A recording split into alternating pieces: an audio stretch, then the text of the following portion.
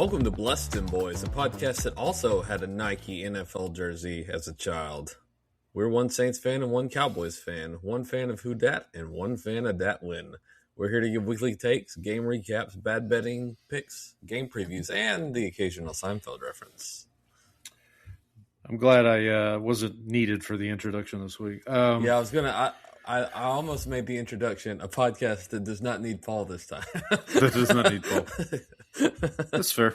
That's fair. This week we're going to do a little spin. We're running out of patron saints / Cowboys, Brandon. So what I thought we could do is, in honor of our good friends Andy, Donnie, and Trang, we could do a patron Bears / Bronco / Seahawk, which there are a few names that qualify, but the one that reigns supreme amongst all of them, wide receiver Brandon Marshall. So Brandon Marshall was one of the most productive and physically dominant wide receivers of his era. Selected in the 4th round of the 2006 NFL Draft by the Denver Broncos, Marshall quickly developed into a premier pass catcher using his size, strength, and run-after-catch ability to become a favorite target, I should say. During his 13th-season NFL career, he played for the Dolphins, the Bears, the Jets, the Giants, and the Seahawks. His most successful years came with the Bears and the Broncos. Jets. Oh. Well, this says, I don't know if I should trust ChatGPT on this one, but he earned 6 Pro Bowls. It just because it says most successful years came with Chicago and New York, but they don't specify. I'm thinking it's the Jets. I don't think he did much with the Giants, but that's I don't think so either. I think it was pretty washed by then.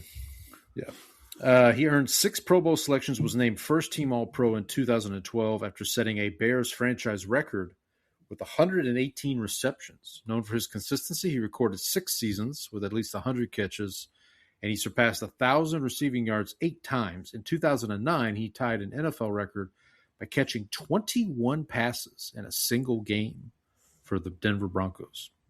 By the time he retired, Marshall had accumulated 970 receptions for 12,351 yards and 83 touchdowns, which placed him among the most productive receivers in NFL history. Beyond football, he became a prominent advocate for mental health awareness, openly discussing his diagnosis of borderline personality disorder and helping to reduce stigma through his public platform and charitable work.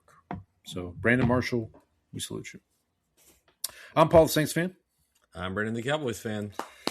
We're your hosts. Izzy, let them know what time it is. Yeah, that's it. It's go time. Let's see you lift that. Mr. Mandelbaum, please. It's go time. This one's for you, Pop. It's go time. It's go time. You've been married 3 times. That's it. It's go time. It's go time. All right. We've got some stuff to talk about. Some football, some not. Mostly not, but we'll get to that. Get to that in a little bit here. Do have on my TV screen, I was telling Brandon before we went live, I have the Stanley Cup Game 1, Carolina and Vegas. I was reading something. This will be, I think, the 7th year in a row that the Stanley Cup will remain in the U.S. Haven't had a Canadian Stanley Cup winner in quite some time. Been a while, so. And they lost the gold medal this year, so rough being a Canadian right now. You know, if they had just become the 51st state, they would have that gold medal right now. Oh boy. Oh boy.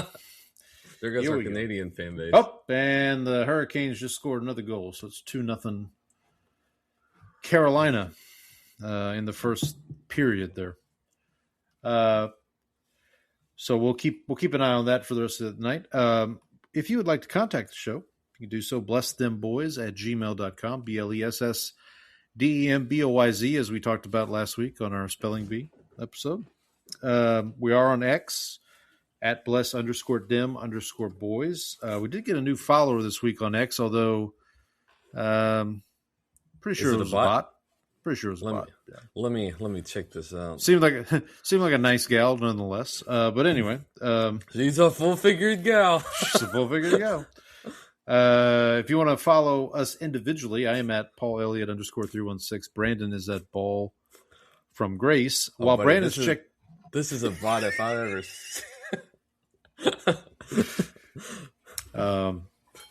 Let me. Would you like to know what her profile description is? It says. Well, sure. Go ahead, buddy. It says 18. Well, it's good to know. She does not mess around. Let me tell you that much. So while you're checking our Twitter account, I'll check our Blue Sky account as everybody's favorite segment. Speaking of full-figured gals, have you happened to see the Penny Lane clips from the Sports Illustrated swimsuit show? I have not. Oh, no. buddy. Oh, buddy. Oh, boy. She has a lot of the qualities prized by the superficial male. Prized by the superficial male. Yep. Nothing new on Blue Sky. No new followers on Blue Sky. Maybe that. I tell you what, if that bot's real, they would follow us on Blue Sky. That's true. That's for sure. If you are checking us out here if you haven't turned us off on live stream on YouTube, thank you. Go ahead and hit that like button, that subscribe button while you're here. If you can't join us live on YouTube, you can check us out on Spotify and Apple. You can also check us out on YouTube after the fact. We do post all these episodes to our YouTube channel as well. Like, share, subscribe, leave a rating and review. Tell your friends, tell your enemies. Keep telling the bots, because that's apparently where most of our followers are coming from. We love our bot followers. Yeah, sure. Especially the ones that are 18.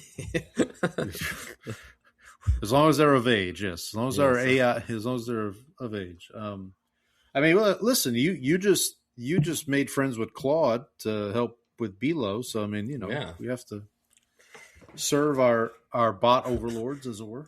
Let me tell you, when the robots come for us, I'm going to be on their good side. Although, there you go.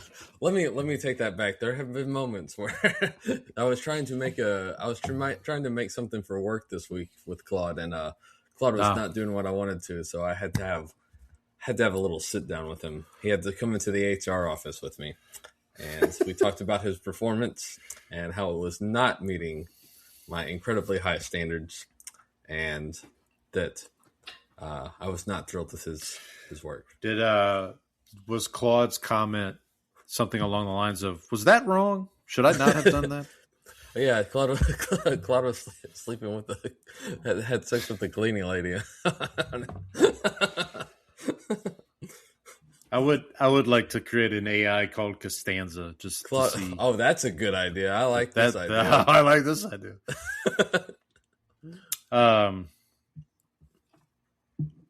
Well, we listen. If you listen to the opening of the show, we give you Seinfeld references on the show. So that's right. You know what you signed up for if you're joining us here. We are going to talk some sports here in a moment, football and otherwise. But first, we at Bless Them Boys do pride ourselves on being able to discuss other things. But enough about fish. I can discuss other things, Speaking of Costanza. Brandon, so last week, obviously, we were in the spelling bee mode. We did a watch along, had a lot of fun with that. Always a fun time. Again, congratulations to, I can't remember the kid's name that won now. I believe it is Shrey Parikh is the Shrey, that's right. Yes. And a shout out to our local Houstonian, Logan, who made it to the final five? Top five finish, and top five finish. I do think he will be back next year. That is my prediction for next year. Yeah. So shout out to him. If Logan, if by some chance you're listening to this, which God help you if you are, but if you are, love to have you on the show to chat. So your people call our people, and we'll That's a good idea. What else? Let's get some spellers on the pod. I mean, why not? I mean, what else? What else you get up to this week, buddy? Let's see. So this weekend we had a couple of kids' birthday parties to go to, so that was fun. Okay. Right. But my wife and I decided to, instead of everybody going to both parties, we just tag teamed it. So I took it to the party on Saturday. My wife took the Sunday one, and then Sunday, while they were at the party, me and my youngest played. So we have a Switch, and we have this one, I guess, app that has a bunch of Super Nintendo games on it. Okay. And so we've been playing the Donkey Kong Country games. I'm not sure if you're familiar with these. And so we played Donkey Kong Country 3 for a while. Okay, I don't know if I made it. I don't know if I made it to 3, but I do remember some of these. So the first one, the story is that King K. Rool and his, Kremlins, I believe they're called, which are anthropomorphic alligators or crocodiles or something like that, reptiles, stole Donkey Kong's banana stash. And so Donkey Kong and Diddy Kong, not to be confused with P. Diddy Kong, have to go and save the bananas. In number 2, King K. Rool, who is now a pirate, has captured Donkey Kong, and you are now Diddy Kong and Dixie Kong, who have to go and rescue Donkey. And in the third one, Donkey Kong and Diddy Kong have been kidnapped by King K. Rool. Is it King K. Rool? It's basically the same character, but he's now a mad scientist, I believe. So wait, so he went from a pirate to a mad scientist? Yeah. Okay. So I need to verify if the last villain, because in the second one I know it's the same bad guy in a different disguise. Is that what the kids call a glow up? Yeah, that's right. Yeah, exactly. Is that what it is? King K. Rool got a glow up. He went in Donkey Kong 3. Baron K. Rulenstein. Okay. It's actually the Okay. Wait. Donkey Kong. Let me make sure I'm. Yes, Baron K. No, it's King K. Rool, who operates under the alias of Baron K. Rulenstein. So apparently he became German in this. Okay. So, and he got his papers. Got all his papers and orders and all that. Yeah, I'm not going to make any guesses about what this says about his feelings or what Reich is. What Reich is this? Can he tell right from wrong? That's the question. No, that's the real question. And so we played that for a little while. I did finish 2 seasons of TV this week. Okay. So I finished season 2 of Wednesday with my oldest daughter. Which had Steve Buscemi as one of the main characters, and a guest appearance by Lady Gaga, by the way. Not sure if you were aware of that. I was. I wasn't necessarily Gaga for it, but I remember. I didn't. Actually, I don't think I watched all of season 2 start. My wife did. I think I started and then I kind of lost interest and So I will say I think season 1's a little better because season 1 kind of has some like plot twists where you like don't necessarily really know who the villains are, whereas season 2 you kind of had so spoiler alert to anyone who like hasn't seen it, but Steve Buscemi's character is like a bad guy, and you get like the sense that he is like has some bad backstory, but you don't get that till later. But I thought season 1 did a better job of like keeping you in the dark on like who the actual villains are a little better, and so I thought that made it a little better compared to season 2. I also finished season 3 of La Legge di Lydia Poet, which is the law according to Lydia Poet, the Italian show. Season 3 is the final season. Like it's pretty clear that it is. It goes into the whole like, so this is based on a true story, and so it goes into like this is what happened. She was like originally allowed to practice law and then disbarred and then worked for 35 years with her brother, and then like after that time was like actually reinstated and allowed to practice law, like, and she was like the first woman I think to practice law in Italy. And so that's like at the end of the show. So that series is completely done now. 3 seasons, 6 episodes per season. So they are hour-long episodes, but it is a pretty quick watch. And then, so the Euphoria also ended this week. I don't know if you were aware. I've heard. Yeah, okay. My Twitter feed Monday morning was overtaken by Euphoria tweets. So I mean, I didn't care about like spoiling it or whatever.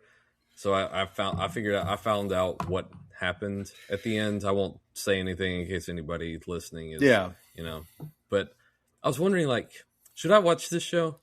What do you think? Have you seen any of it other than Sydney Sweeney? Sydney Sweeney. I tried to.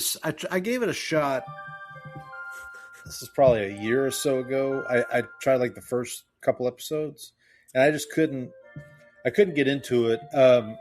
What I didn't realize until I started seeing reactions to the finale is that it stars one of the co-stars is Coleman Domingo, who is wonderful in everything he's in, basically. But he actually was in a movie I watched. I'll mention it. I guess I'll just mention it here. I watched a movie from, I think technically came out last year, but it may have premiered in the U.S. early this year. It's called Dead Man's Wire. It's based on a true story of a guy who takes hostage the son of this mortgage company owner. He takes the son hostage because he feels like he's been basically screwed over by this mortgage company, and the person who's taking the son hostage is played by Bill Skarsgård. Okay. And then the father is played by Al Pacino, and basically he set up a meeting with Al Pacino, and he was going to take Al Pacino hostage, but when he shows up, it turns out Al Pacino has gone on vacation. So he basically speaks with the son and takes him hostage. Is Bill Skarsgård is that it, or is that it and Captain Orlok? Yes. That reminds me that I need to send this tweet before I forget. But sorry, so getting back to Coleman Domingo. Coleman Domingo plays the local. So the story is based in Indianapolis, Indiana. Again, it's based on a true story. They actually show footage of the real life incident that this is based off of at the end of the movie. And Coleman Domingo plays the local DJ who, at one point, Bill Skarsgård's character calls him to basically like explain his side of the story, like as it's happening. To get back to Euphoria, I know Zendaya's performance has been widely praised in the show. I would probably check it out for Coleman. Obviously, the Sydney Sweeney stuff is a factor. I was going to say, should I check the show out while my wife is out of town? Is that what? That'd probably be the best time to do it, honestly. If you're gonna, should I gauge her interest? Like, I don't know if you know. What do you think of this? It's a risky business, buddy. I told you what she said. I told you what she said when we were watching the. What was that show? The White Lotus, and Sydney Sweeney was on there, and she's like, "Do you remember?" So I don't remember. I said, "That's Sydney Sweeney." I said, "That's Sydney Sweeney." And she goes, "That's her." Well, she's not really pretty, and I go, "I don't think it's her face." I don't think people are enamored with the face. What was her thoughts on Alexandria Daddario? Did she have any? I don't remember her making any comments about that one. What's the other one? I share a birthday with Alexandria Daddario. Well, see, now you got a conversation starter. Yeah. You don't need the cufflinks. I don't need the cufflinks. Very good. That's, again, another Seinfeld reference for the folks out there.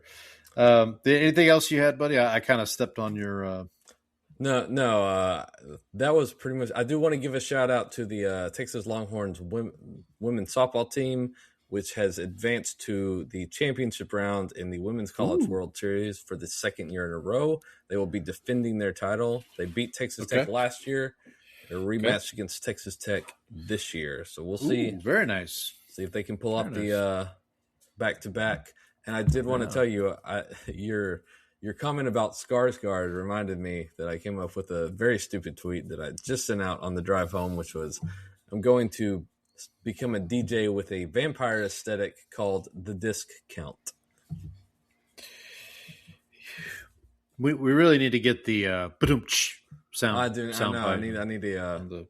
What's that called? There's a name for it. Actually, to stay with the Seinfeld reference, you know what we need is we need the clip of George from The Betrayal saying "funny guy." Oh yeah, that's the move. Perfect. By the way, first period. We do have this. There you go. Yeah. The first period just ended. The Vegas Knights were able to get on the board, so it is 2-1. Hurricanes. Speaking of which, hurricane season for those in and around our area just started yesterday, so be a fun 3 or 4 months coming up. So for me, let me pull up so I already talked about Dead Man's Wire.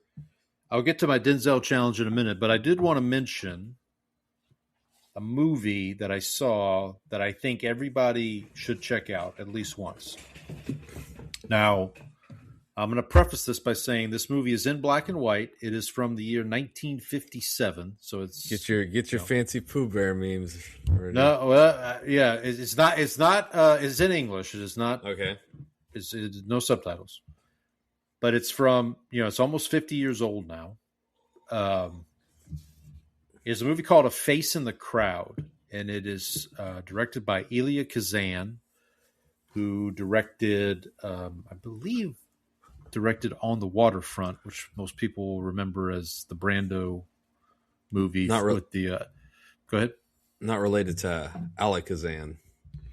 No. But this movie stars Andy Griffith, who most people know from the Andy Griffith Show, obviously. And he plays how do I put this? So he is, at the beginning of the movie, he is in jail for drunken and disorderly conduct. So he's Otis. Sure. Yes. Do you know? Did you watch Andy Griffith Show? Not really. I mean, I would. My biggest interaction with Andy Griffith is when the Braves would be rained out, and you'd turn on TBS, and you'd hear the. Yeah. So that was my biggest interaction. So Otis is the town drunk. Oh, okay, that makes sense. I think that's the right name, but he will come in when he's drunk. He will go into the jail cell and lock himself up so he can sleep off his. Oh, hangover. Nice. Yeah. So the character Andy Griffith plays in A Face in the Crowd is fairly similar. Like he's, so his last name is at the beginning of the movie. I forget what his real first name is, but his last name is Rhodes, and they're doing no, not Dusty.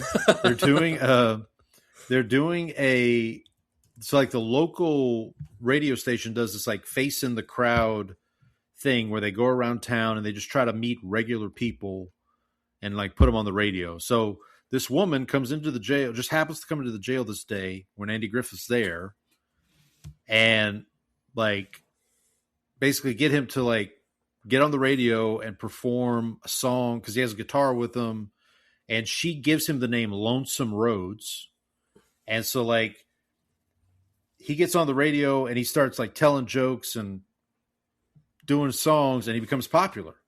And that evolves into him, like, becoming part of the daily radio program. Like, he basically, evolves into this larger than life character, and then eventually gets to the point where the New York stations catch on to him, and he, so it's really this movie about fame and about like how people react to like this instant fame and instant startup. I mean, you see it today with like these YouTube folks who, well, not us, but we're still waiting.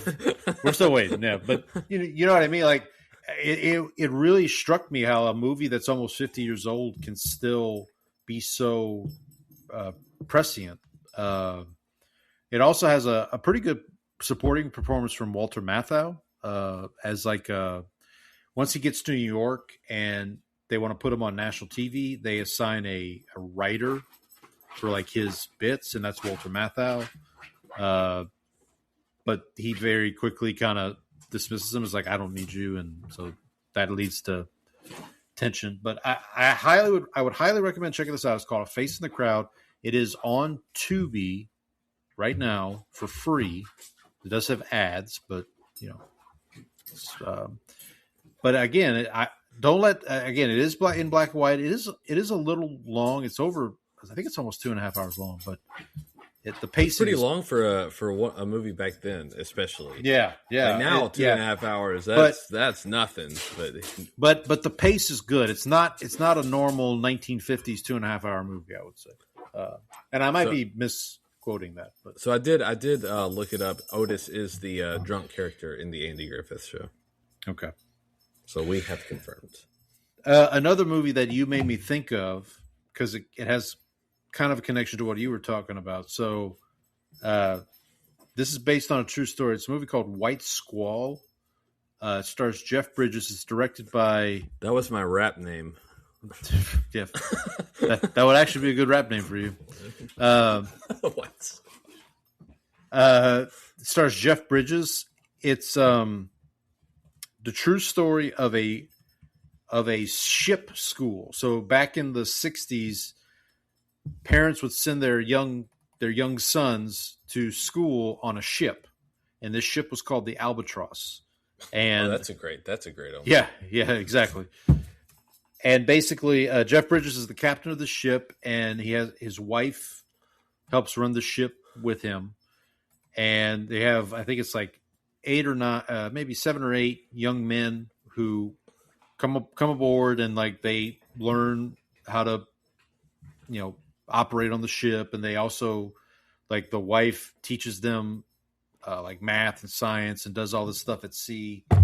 It basically, like, it's kind of weird. Like at the end of the movie, they take a test, but it's basically like the SAT. It almost felt like an SAT prep at sea. Like it was really kind of odd in that perspective.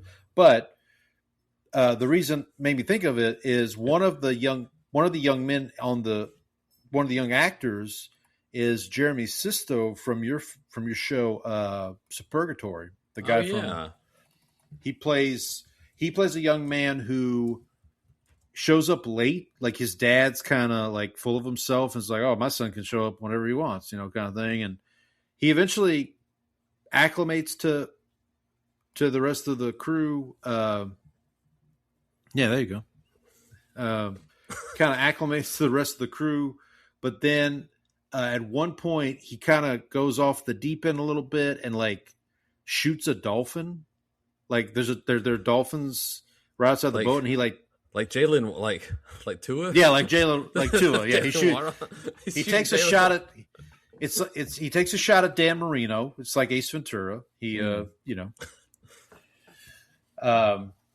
so he gets dismissed from the boat, and then there's eventually the reason the title is White Squall is eventually they come upon a storm, and the boat gets capsized by a white squall, which is this like phenomenon at sea. So another one I would recommend checking out. Phenomenon at Sea, one of my other. Yeah, there you go. All right, so that one was on Tubi. I don't know if it's on Tubi. I think I watched it.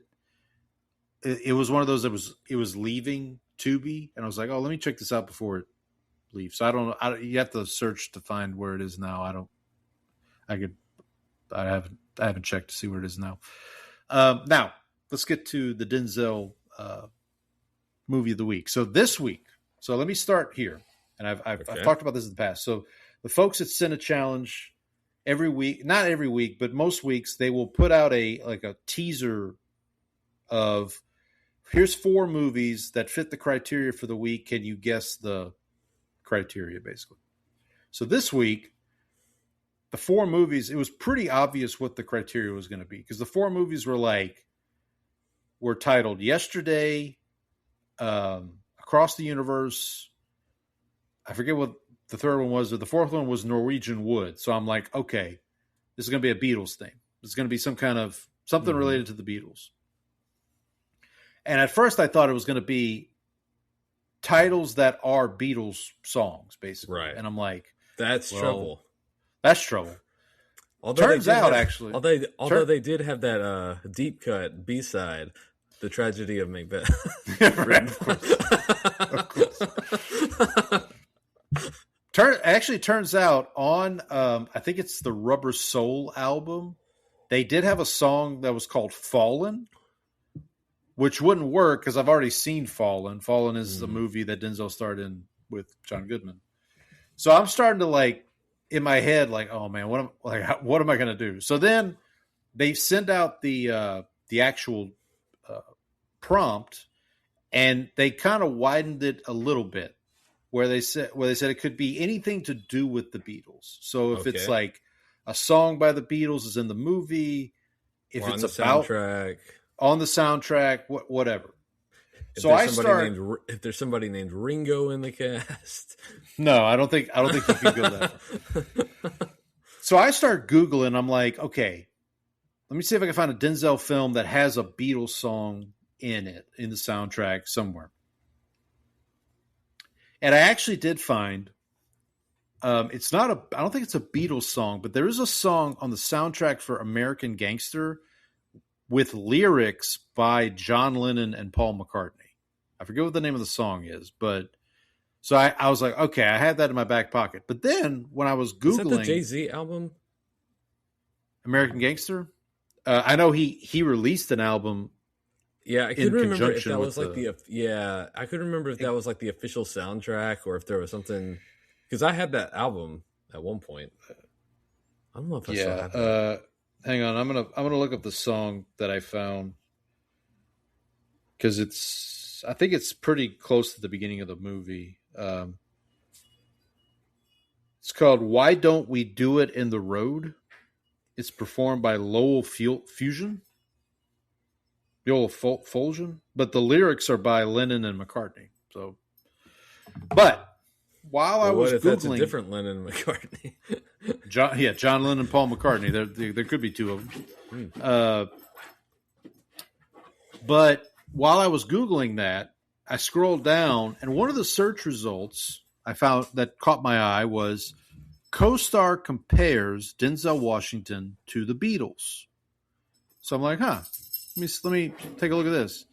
And there was an article, and I forget what the magazine was, but Julia Roberts, who starred in The Pelican Brief with Denzel Washington, upon the conclusion of that film, of filming that movie with Denzel, told Denzel, working with you is like working with the Beatles. Was like working with the Beatles.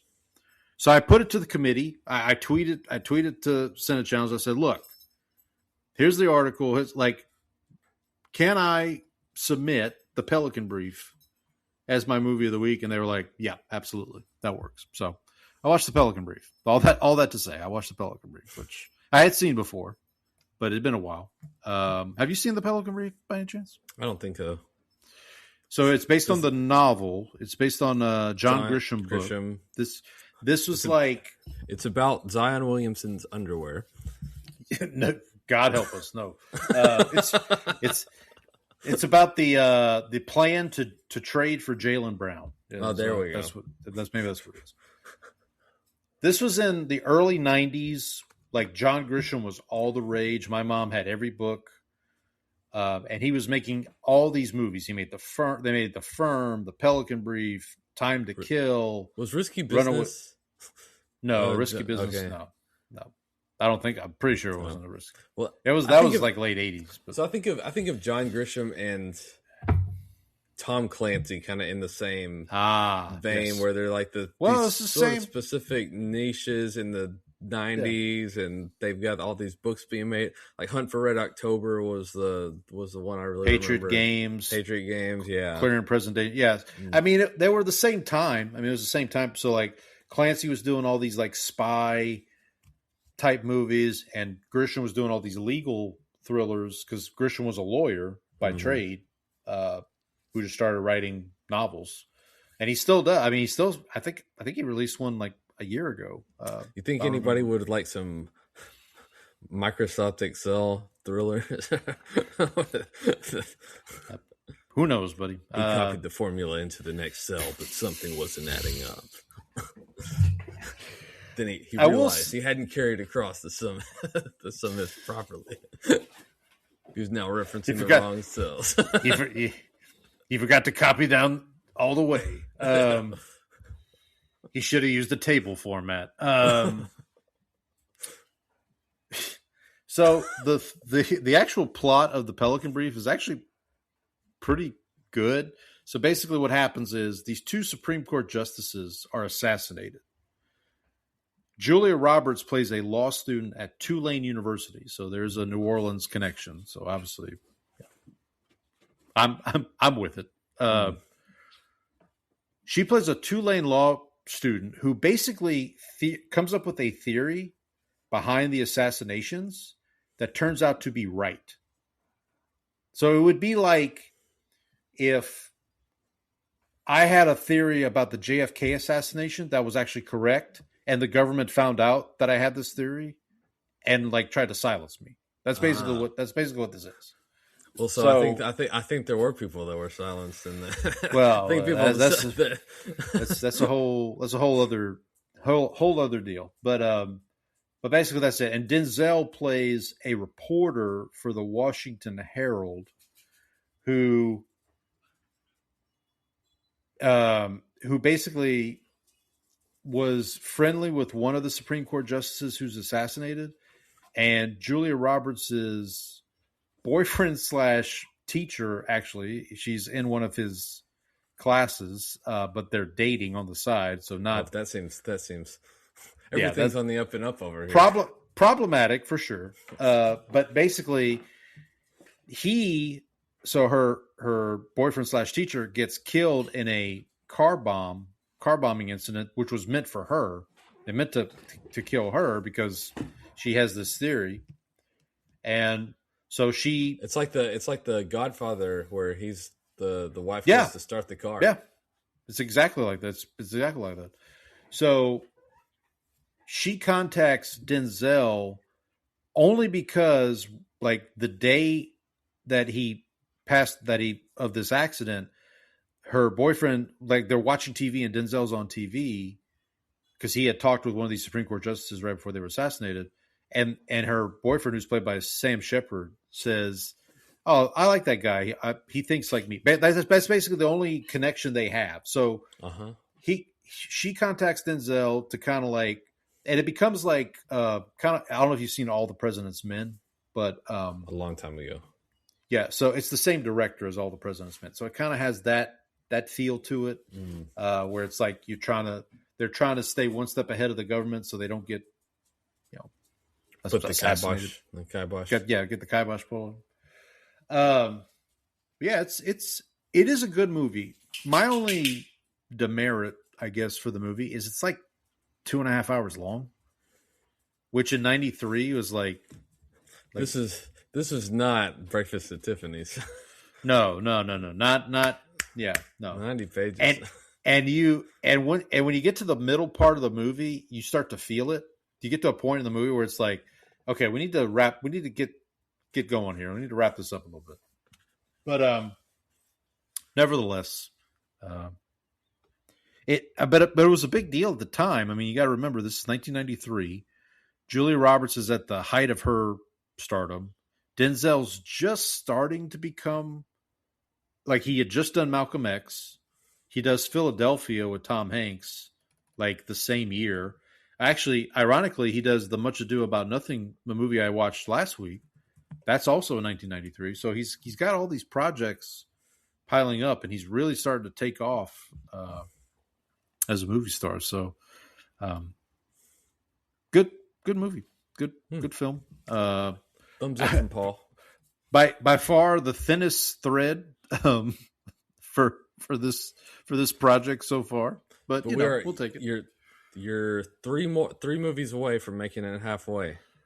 3 movies away. Yeah, we'll see. Can I ask if you get knocked off, if the streak ends, are you going to keep going and just see how many out of 52 you can get at that point? I think what I said at the beginning was, if I get to a week where I just can't make it work, what I'll do is go back to a previous week and just watch a movie that I haven't seen yet that fits one of those other. If that makes sense. So by the end of this, I'm going to watch all 52 of these Denzel movies at some point, even if it doesn't fit the category of the week. Although I'm starting to feel pretty good about it. I guess I should knock on wood because I'll jinx myself. But yeah, it's and I know, or I'm pretty confident that at some point there's going to be, because usually with the Senate, with the folks at Senate Challenge, they'll do a challenge later in the year where it's basically like, go back and redo one of your favorite challenges from the year, pretty much. So, which if that's the case, then that obviously will open something up.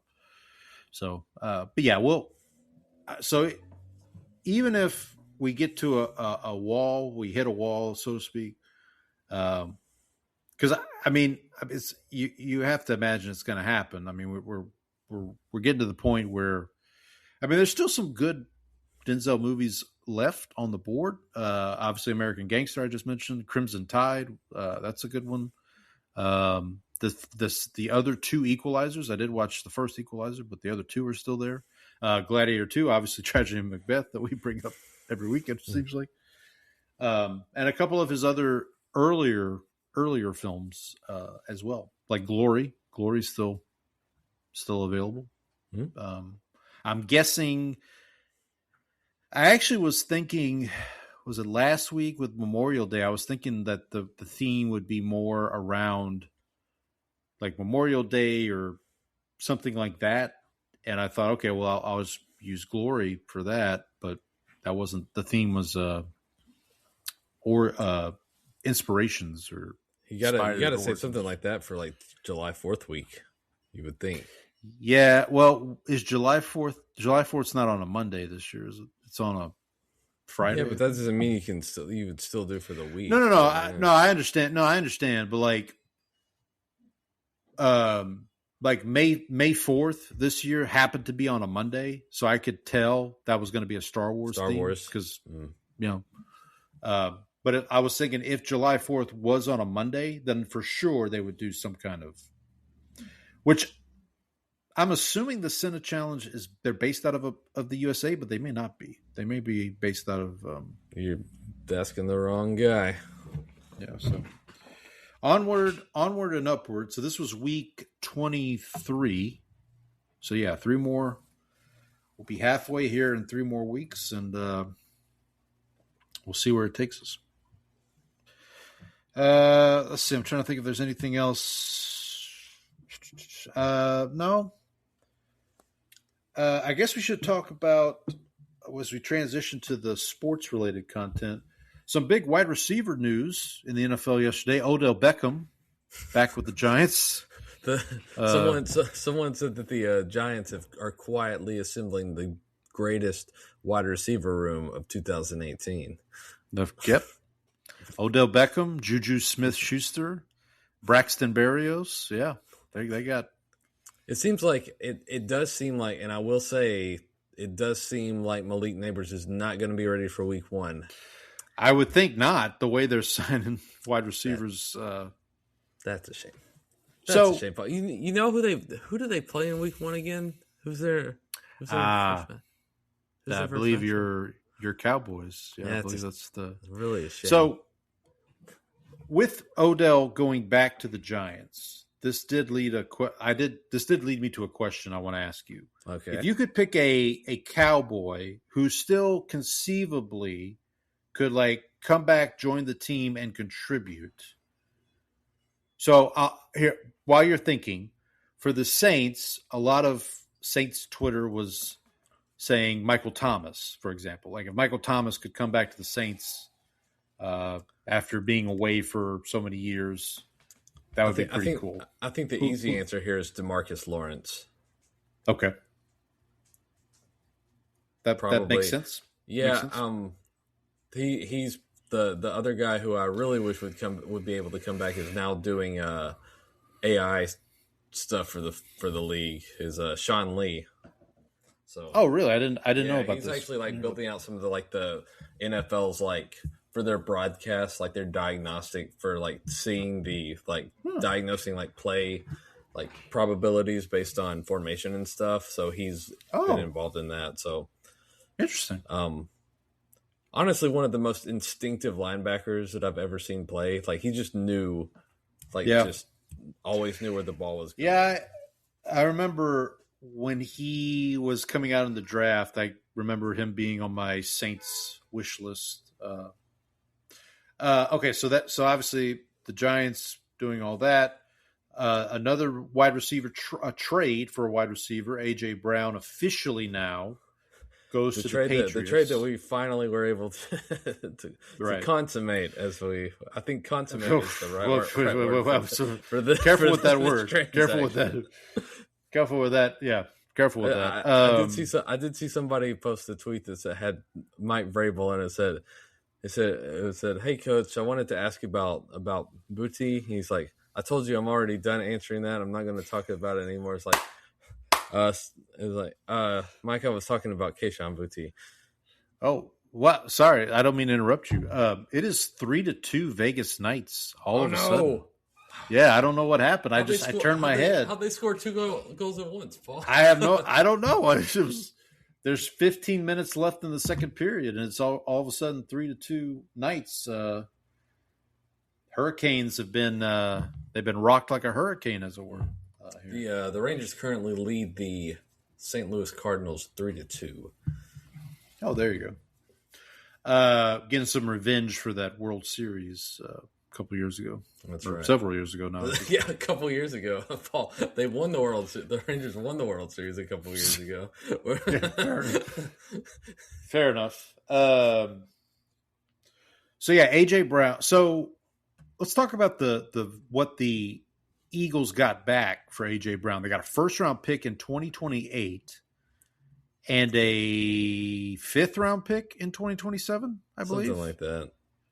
Which, I mean, when these talks first started, it was like, oh, they're going to get 2 firsts, or they're going to get a first and a second. And I think so. That 2028, because you kind of discount it by 1 round per year out in the future. Yeah. So if we're at 2026, this would be 2 years out. So that's kind of like a 3rd round pick, basically. So and the Patriots are, I think, hoping that basically becomes a 2nd round pick because of how far back in the 1st round they'll be. Right. Exactly. They'll be picking. I still see the Patriots taking a step back this season. Obviously, we'll get to team previews a little later down the road, but well, AJ Brown also big Patriots fan, as we saw from his childhood photos of him in a Nike. Are you aware of is that what the Nike reference was to? Yeah, so that was so Nike did not make football jerseys when AJ Brown was a child. So okay, that makes sense. So this AJ was using AI. I don't know. Have you heard this is not on the football side, but have you heard any of the stories about the Jalen AJ Brown rupture and what caused this? Does this have to do with a teammate's girlfriend or something like that. Yeah, there's something along those lines. And so, I heard some things, and I lost interest very quickly. I was just like, well, okay, that's fine, whatever.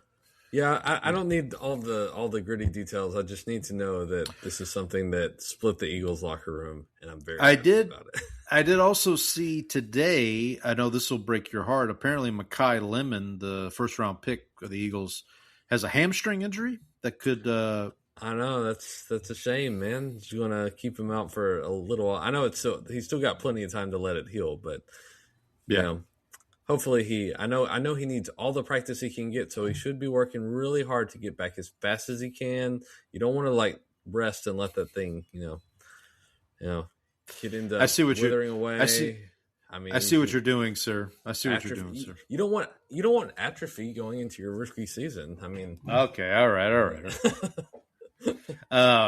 Just thinking about him in his best. I know you are. Okay, another team that the Cowboys will be facing this season, the Los Angeles Rams. They made the big splash of the day yesterday, trading for Myles Garrett and giving up a first, second, third, and Jared Verse, who is which basically I think. So the Athletic Football Show was kind of talking about this, and Jared Verse, they asked him, like, if he were drafted, like, right now, where would he go? And someone said, he would probably be the first edge off the board, which means that would make him, like, a top 5 pick. So you're basically you're getting what is probably a top 5 pick now, as well as what will be a first round. I got to say, man, like, I know the Browns defense, I mean, obviously Myles Garrett was Defensive Player of the Year, and that's a big deal, and I get it.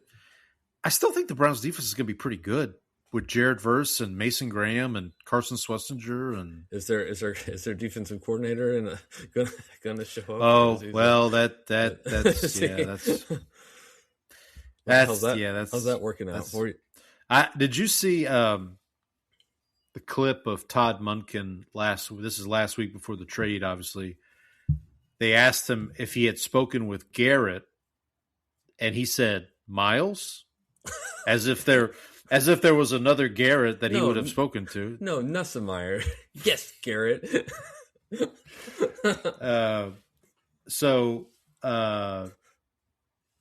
he flatly said no, he hadn't talked to him. So obviously that.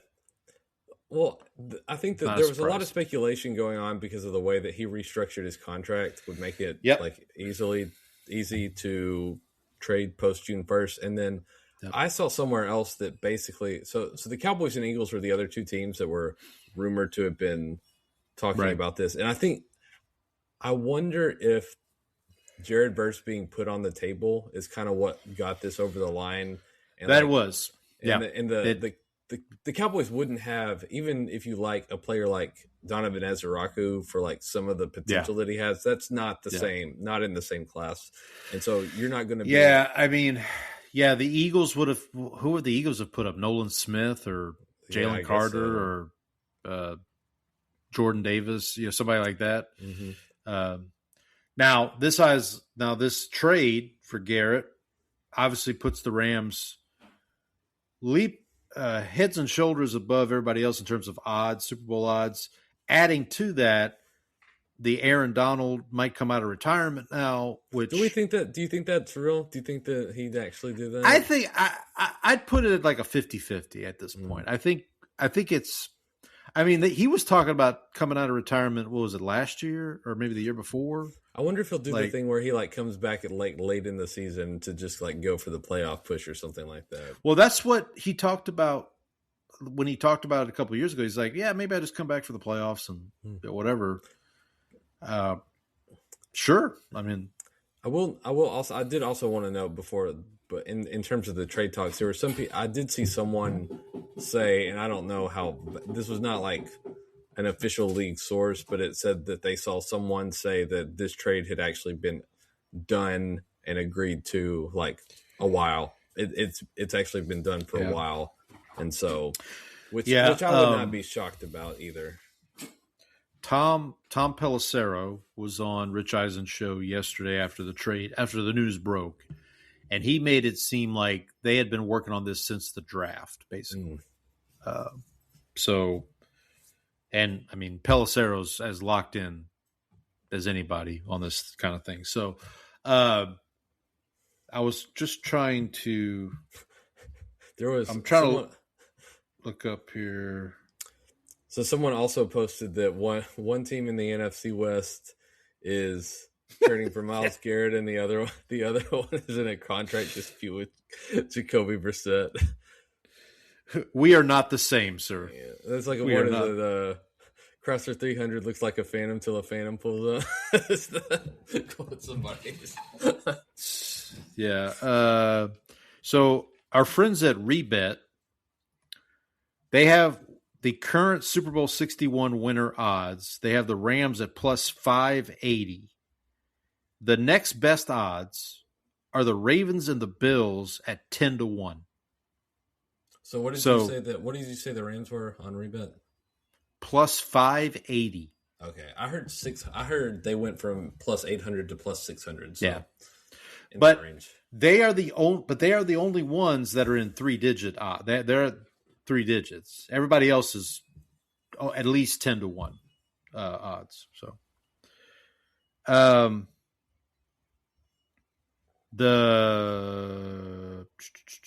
looking to see the best odds for the. Now, who do you think is the team from the AFC that or I guess the matchup? What do you think the best odds for the matchup are? And the Rams are a part of this, so it's got to. Well, I mean, it's got to be the Bills and the Ravens, isn't it? Yeah, Ravens Rams is 28-1. Bills Rams is also 28-1 right now. You can get Chiefs Rams at 35-1 if that interests you. It's like that was that one game that was like 54-51 or something a few years back. The Mexico City game, yeah.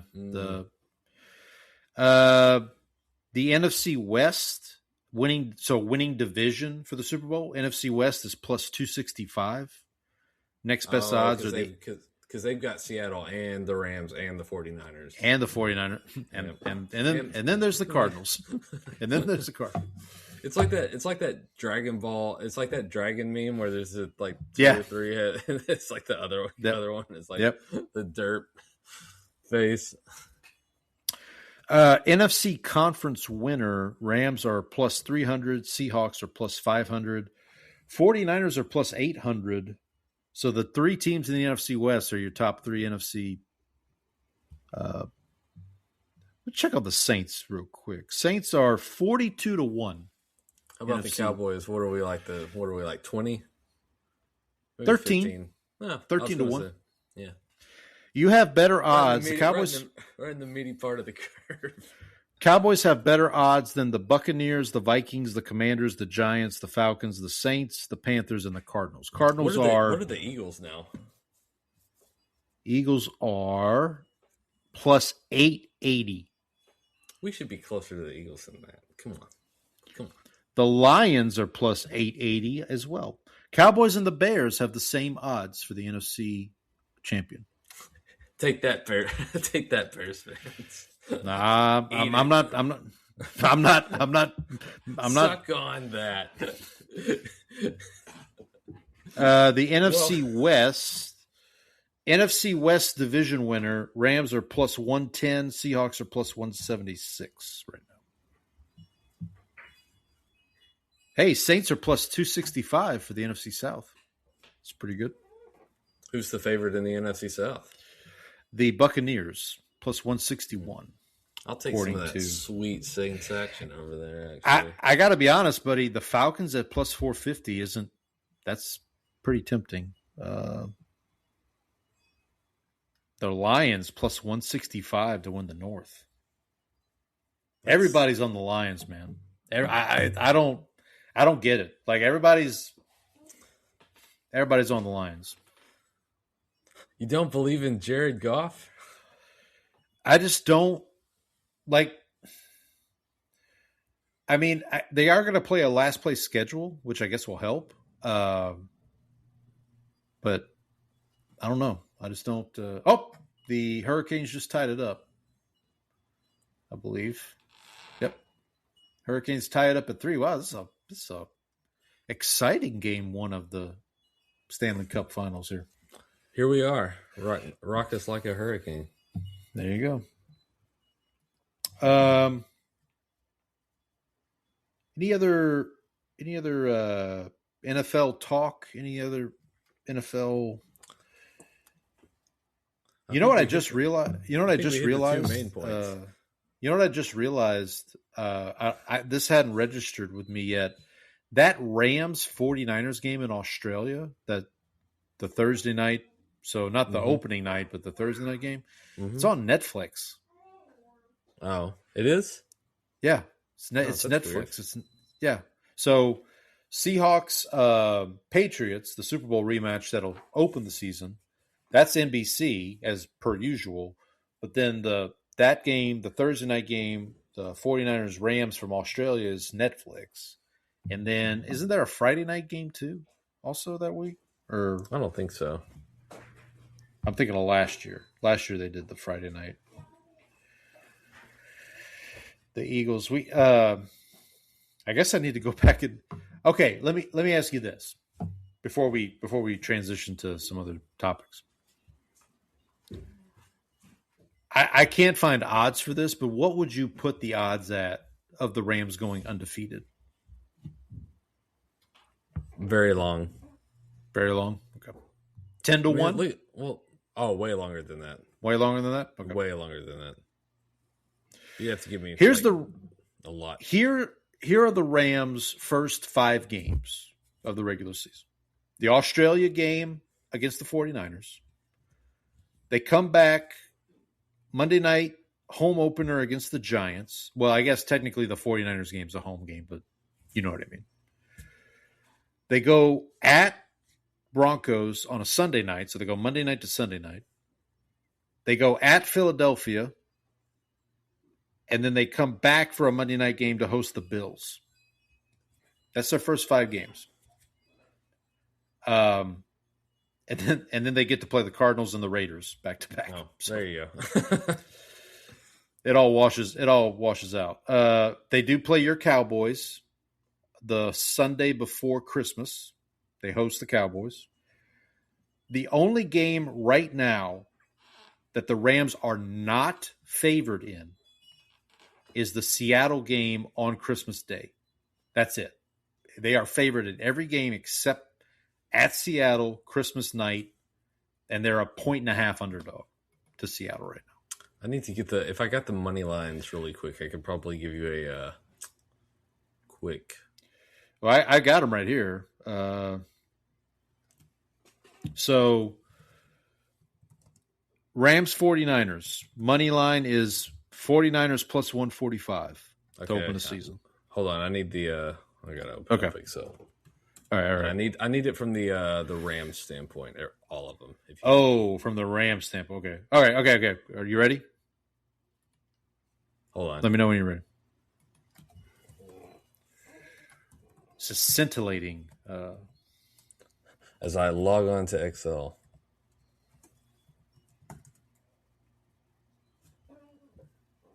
Just a moment.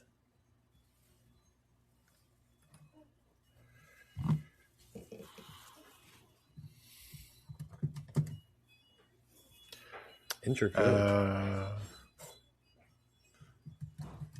Okay, so 3-3, Stanley Cup Final Game 1. We got about 6 minutes left in the second period here.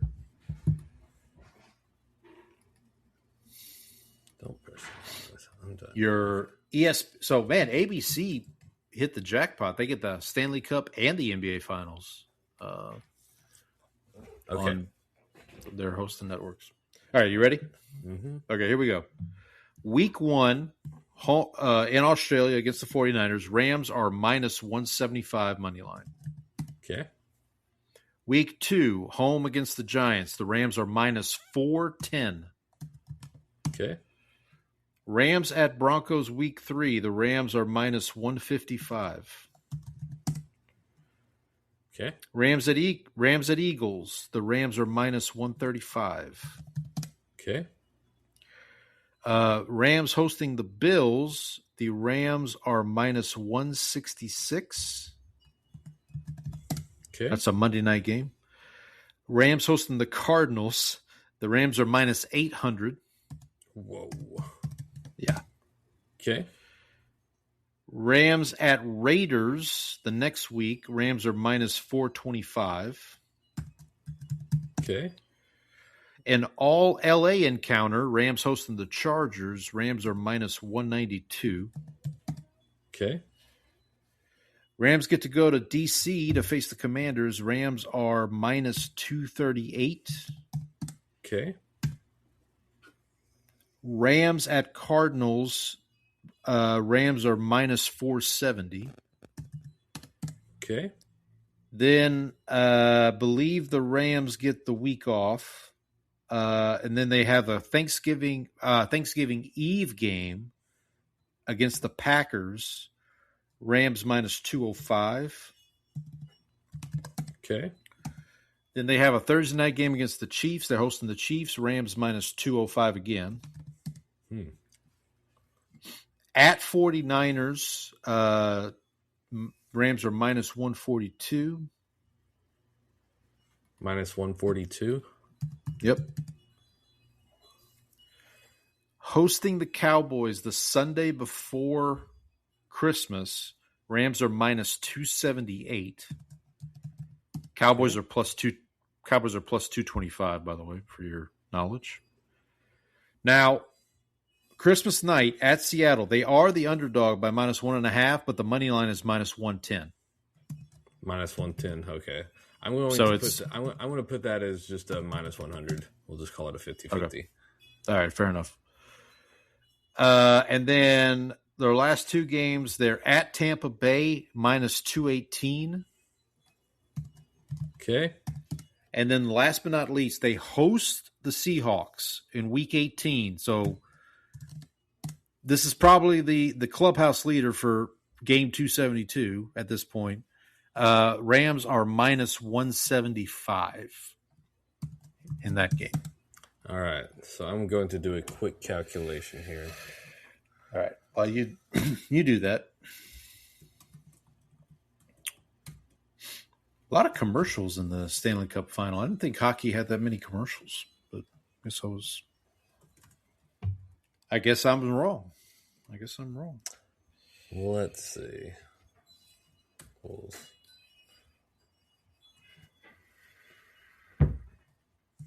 The DraftKings Super Bowl winners odds, they have the Rams at plus 600.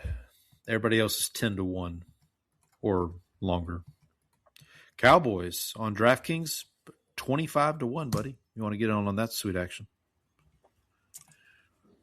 Okay, so this is %. So I have it as assuming, and these lines are probably inflated because they do that for the VIG. So assuming based on these, the probability for all of these 17 games, 0.1% chance. Okay. 0.1. So you're telling me there's a chance. There's a chance, but it is a that is why I would need a lot more than 50-1 to. Yeah, got you. Okay, well, so 1,000 to 1, I think is the minimum. Okay, we're gonna take for that. All right, we did some math on the show today. Welcome to. There we go.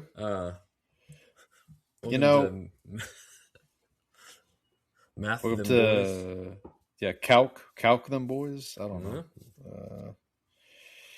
All right, so let's talk about. So we've been talking about the NHL Stanley Cup Finals. Let's talk about the NBA Finals. They are now set. They will start tomorrow night, as we are recording this. The Knicks swept the Cavaliers in the Eastern Conference Finals. So then they sat around, waited for a pretty outstanding Western Conference Finals that went to 7 games. The Spurs, led by the alien Victor Wembanyama, beat out the Oklahoma City Thunder. Your guy, De'Aaron Fox, showed up big. Game 7.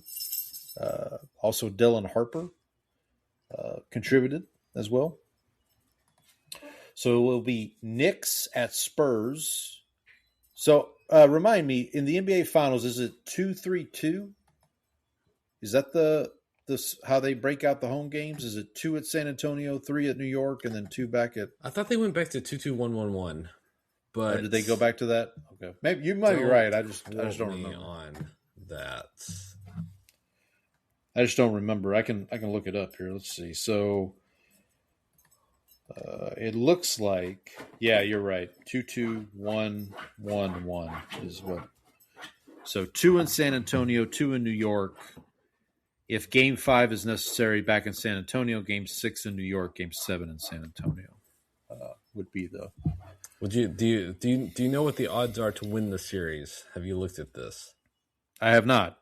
Okay. Do you want to take a stab? Who do you think is favored to win the series? I mean, I'm guessing it's the Spurs. That is correct. What do you think the line is? Spurs minus money. What's your gut say on that? It's probably minus 250.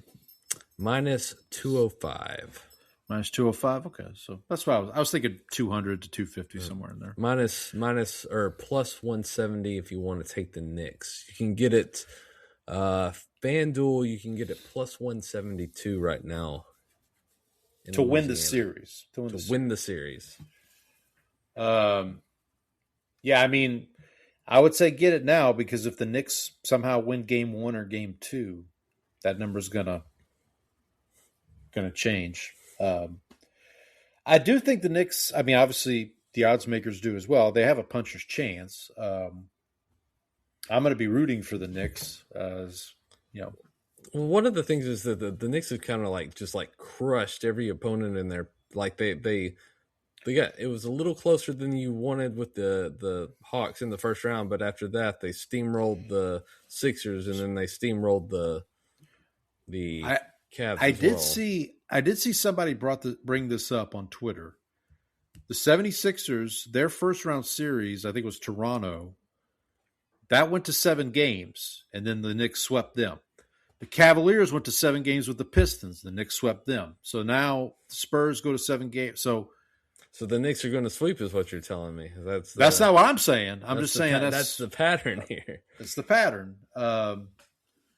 Yeah, I think the Knicks they've got a lot of momentum. They obviously, I think Brunson is playing at a high level. Josh Hart playing at a high level. Karl Anthony Towns. They've got heart. They kind of remind me a little bit of the Mavericks from 2011, where the only difference was the Mavericks had Dirk, and Dirk was an all-world player. And they had a bunch of the Knicks don't have that super Jalen Brunson is a very good character, but he's not good player, but he's not a top 5 NBA talent. Like if I asked you right now, are any of the current New York Knicks guaranteed Hall of Famers? The answer is probably no. Whereas Dirk by that point was maybe not guaranteed Hall of Famer, but he was on that path. He was on that trajectory. But yeah, I mean, and Mike Brown coaches the Knicks. I mean, that's kind of a good story in and of itself. Obviously, he won a title with the Cavs, didn't he, or no? Who was the coach for the Cavs? Oh, was that Tyronn Lue? Tyronn Lue was the coach. That was Tyronn Lue. Yeah. Okay. I will say the one thing about the Spurs that they've kind of bucked the trend the whole playoffs, but they are the youngest team. We think of NBA champions, even LeBron, who was a transcendental player, didn't win his first title until he was 27 years old. And so most of the time it takes a while, whereas Wemby is 22, 23. Yeah, it's insane. Yeah. And obviously for you and I, being fans of teams, the Mavericks, you the Grizzlies, that are in the same division as the Spurs, yeah, it's tough. It's tough. It's not cool, man. Why did they get this guy? Yeah, it's not ideal. I do want to ask. Let's do our finals predictions, and I have a Grizzlies related question that I want to ask you. Oh boy. I'm going to go. I will pick the Knicks, but I'll go 6. That's what Knicks in 6. That's my. You got a problem with 6? What's wrong with 6? You got a problem with 6? So here's my Grizzly. Well, we know what would be funny is the Knicks want to sweep. They don't want to sweep alone. That's true. And then if they do win if they win in 5, then they can tell George, "Hey, we won the NBA Finals." Yeah, in 5 games. 5 games, yeah. Here's my Grizzlies question for you, sir. All right. Obviously, Ja Morant is a hot topic right now. Trade talk. I did see a proposed trade to the Pelicans. The Pelicans apparently are in the Ja Morant business. I did not see Zion going back to the Grizzlies. So it'd be funny because those are the yeah, that's what I was thinking. I was like, okay, so the Pelicans end up with Ja and Zion. Obviously, the news that's some trouble in the front, trouble on the court, off the court and on the court, buddy. Yeah, that could Let be me trouble. tell you. My favorite Zion related clip is, I think it was like his first or second year when he was really injury prone in New Orleans, and he was going through all the weight issues. We narrowed it down a little bit. Yeah, right. The Pelicans were playing on TNT, and this is when the Inside the NBA guys were still on TNT, and they were showing him warming up before the game, and they were talking about how he went to Portland to like train or something. And Charles Barkley, Charles Barkley's like, they act like they ain't got food in Portland, and Shaquille just loses it. Shaq just loses it. Shaq was like, well, I will say, Chuck said they ain't got food in Portland. The New Orleans is probably the worst city to go to if you're right. Yeah. I mean, Portland's got some good food, but like it's not all cooked in butter like it is. like it is. I can vouch for that, and in New Orleans, it is. It is tricky. I will say too, with the NBA Finals being on ABC or ESPN, and Inside the NBA being on NBC or ESPN now. The decades-long feud between Charles Barkley and the women of San Antonio, it's back, continues. It is back, I think. For those that don't know what I'm talking about, just YouTube Charles Barkley, San Antonio, and have fun. Well, someone was posting somebody in the Spurs crowd that said these were not the women Charles Barkley was referring to. Yeah, I've seen that clip, and I think Charles's quote was something along the lines of, "They flew that woman in from Galveston," which that's another one of my favorite Charles Barkley quotes is. And I was reminded of this when the Cavaliers got blown out in Game 4 of the Eastern Conference Finals. I was reminded of, I think it was the Pelicans were getting blown out in like a loser go home game, and they went back to halftime, and they're like, and Ernie was like, Shaq, what do you have to say about it? And Shaq like, I'm disappointed. I'm disappointed in the Pelicans. Chuck, where they going? He's like, Galveston. He's like, we ain't even sending them to Cancun. We're gonna send them to Galveston. This I don't know why I just thought of that, but I didn't tell you. But what I introduced the children to a famous SNL clip with Steve Martin, a certain song about a man who I would say is my favorite honky. Are you not familiar with it? I don't know.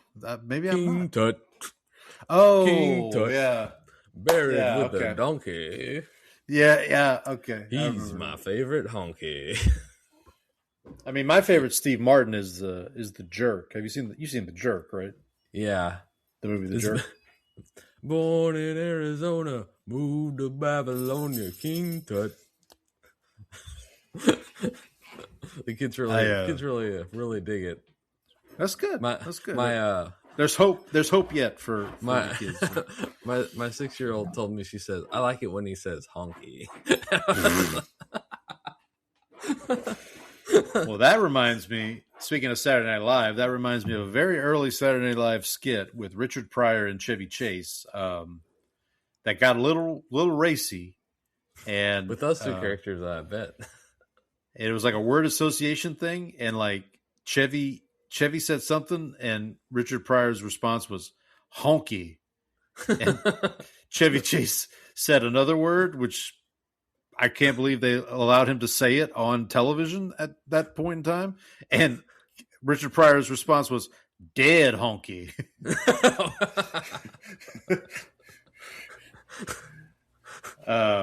Wow, we just went down the We're off the rails.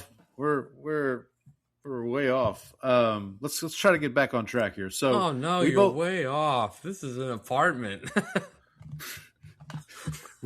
Save Adelaide, save it. Oh, that reminds me of something else. I have some sad news, Brandon. I don't know if you're aware of this news. Oh no. This is Seinfeld related. Apparently, I saw this on Instagram, so I haven't verified this, but apparently, Well, if we can't trust Instagram, Paul, who can we trust? apparently, Seinfeld's contract with Netflix is up at the end of September of this year.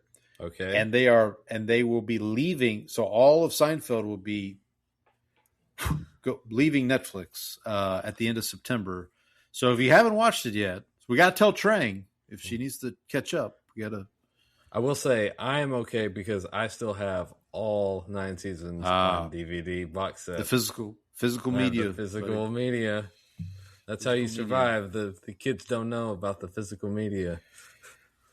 Yeah, Elaine, do women know about physical media?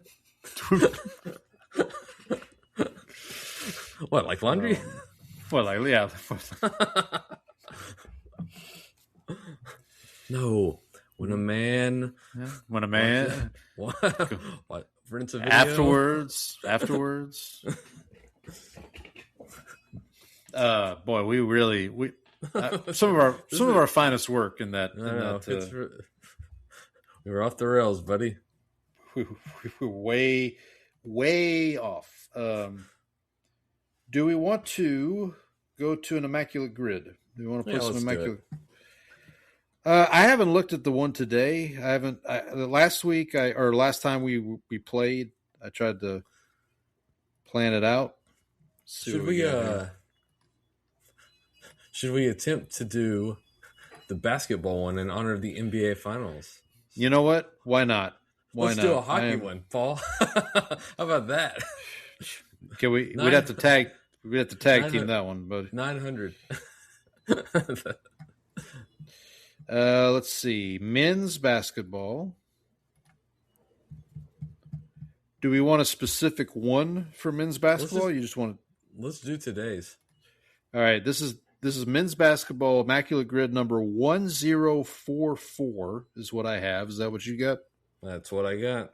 1044. Okay, so here are the rows. The rows are Houston Rockets, Phoenix Suns, Miami Heat, columns, Utah Jazz, Orlando Magic, and the category of 10,000 rebounds or more in a career. So for that category, they only have to have played at least one game in their career with either the Rockets, the Suns, or the Heat to qualify for that particular column.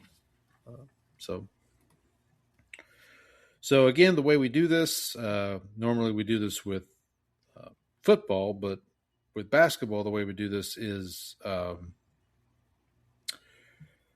we decide who goes first. Mm-hmm. That person picks a square. They give their answer. The other person gives their answer. The person whose score is lowest. We do golf rules here. Would this be a good time to do the opposite on that? This probably is. Let's do that.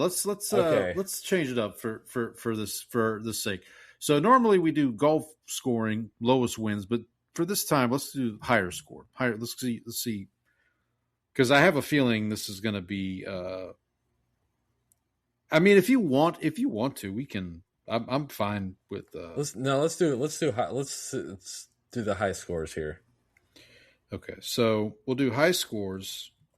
So we each give an answer. The person whose score is higher, they will win that square. We do all 9 squares. The person who wins the most squares out of the 9 wins the game. If there's a tie, we just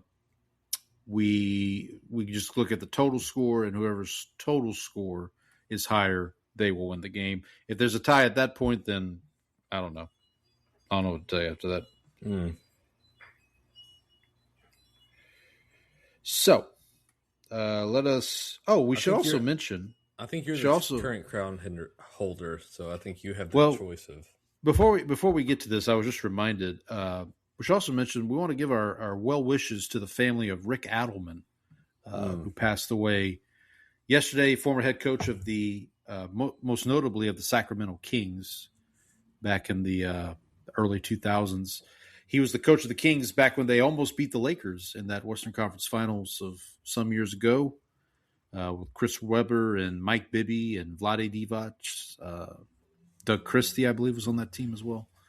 Peja Stojakovic, another legend. So just wanted to mention that before I forgot. Okay, so I will kick us off here. I'm going to start with Houston Rockets. 10,000 or more rebounds in a career. So we're going all the way top corner. Or top right corner there. Okay. And I'm going to go. Actually, let me double check it real quick just to make sure. Because I do remember this guy was one of my favorites. Although now that we've changed it to higher score, this might be. I might be. You getting too niche, you think? I might be hindering myself, but that's okay. Well, let me see. Okay. Yeah, I'm going to go Otis, my man, Thorpe. Okay. Let's see what we get here. Well, yeah, 1%. See, I knew I was going to. You screwed me again, Costanza. So I've got a guy that I'm going to go with. I'm going with Mr. Dikembe Mutombo. Mount Mutombo. Oh, wow. So maybe we should have stayed with the Lewis. I'm going to go to... So that's 1 point for me. That's 1 point for you. I'm going to move over to the left. Okay. We're going to go with the Rockets Magic. Yep. This one seems pretty straightforward to me. It's Dwight Howard. Okay. 28%.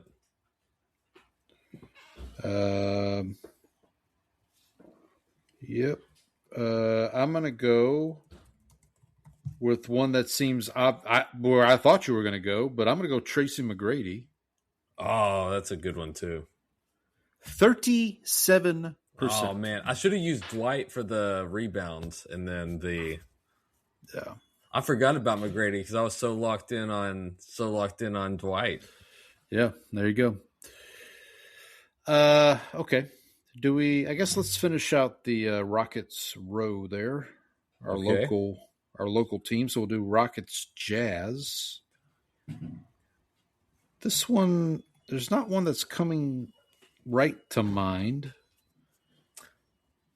I got one guy that I can think of. I'm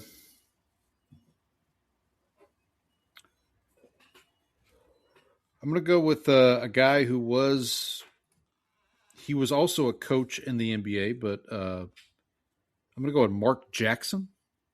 I'm sorry, Mark Jackson. Yeah, also was a play-by-play man for the NBA Finals once upon a time. 6% for Mark Jackson. Okay, I'm going to go with a guy who played for a bunch of teams because that's the only guy I can think of offhand. Okay, and that is fair enough. That is former Grizzly, former a lot of things, Jeff Green. Oh, I thought you were going to say Ish Smith. 48%, baby. Wow. Which, because he played for so many teams, I wouldn't think that it was going to be high for any square. I cannot believe that actually. Wow. I should also mention Rick Adelman, when he played for both the Rockets and the Jazz. Oh, we could have used him. Could have used him. Shout out to Mr. Adelman. I kind of wish they would do. We've brought this up before. I kind of wish they would do coaches Immaculate Grid for all the sports. Like if you could do like that. But okay, so your turn. So it's 2-1. You're up. Okay, so let's go to the 10,000 career rebounds. Yep. Miami Heat. Yep. Shaquille O'Neal. It's probably going to be a big 32%. Shaq gets Shaq's number. Okay. I'm going to go. Let me double check because I think this guy has the numbers, but I need to double check real quick.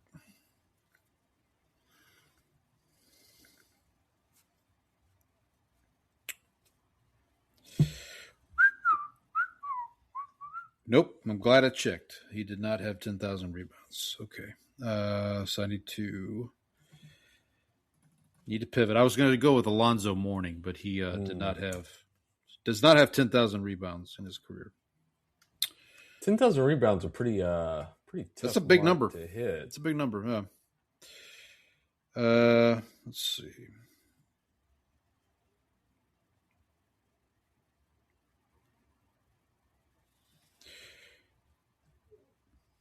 You're taking a long time there, Chuck. Chuck. Do you remember when Frank was it Frank where Caliendo? where we sending the Pelicans, Chuck? Galveston. Do you remember when was it Frank Caliendo that used to do all the impressions of everybody? He still does them. Yeah, I mean he's so still good. is. Todd. That was an underrated one. The Kuiper. Yes. Kuiper was underrated. Chuck. I know you got Okay. All right. This is I don't know why I made this so hard. Miami Heat, 10,000 rebounds or more. We're going with LeBron. Does he have 59 rebounds? 50. He's at 59%. I didn't even think of him. I'm just thinking of sinners over here because I looked it up. He has 12,000 rebounds. LeBron James. In his career. Well, he's been playing for like 10 billion. Playing for a years while. now. He's been playing for a while. Yeah. So is that to me? Are we tied at 2 now? I think we're tied at 2. All right. Well, I'm going to go up 1. Okay. Suns, 10,000 rebounds or more. We're going with the mound of rebound. Charles Barkley, your knucklehead, 67%. Beat that. I don't even know. I'm gonna hand it to you because there's no.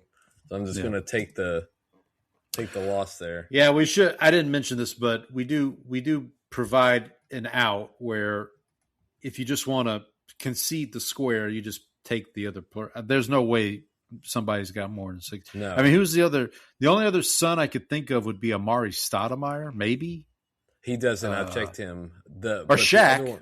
You could use Shaq. Exactly. You could have used Shaq. Yeah. But I've already used Shaq, so I can't. But you already used them. Yep. Okay, well, speaking of that, let's go. Well, no, it's your turn. I'm sorry. My turn. So I think we're going to go to the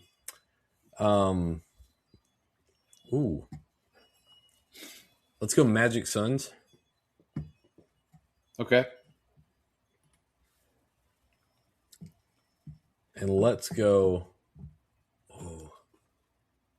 Well, I know who I'm using for this.